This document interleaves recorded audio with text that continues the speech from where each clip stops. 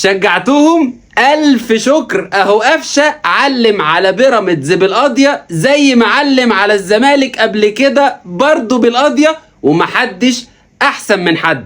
معلش بقى يا جمهور الزمالك، سهرناكم معانا وقلبي عندكم، بس عملنا لكم خدمة. بدل ما بنحفل عليكم بالقضية لوحدكم، جبنا لكم بيراميدز يونسكم ويقعد جنبكم. عامل لي بورم وكسبان 14 ماتش على التوالي، بس تيجي عند عمك وتضرب تعظيم سلام وتاخد واجبك وتتكل على الله زيك زي كل فرق الدوري. يا ابن الاهلي عمره ما بيعتمد اسامي. اسمع مني، بيراميدز بعد علقة النهارده هيتوتر ويتضغط وهيفقد نقط الفترة الجاية. عارف ليه؟ عشان الاهلي الوحيد اللي عنده شخصية البطل يا غالي. وزي ما بنقول في التالتة شمال، الكل يعيش الوهم، والاهلي في الاخر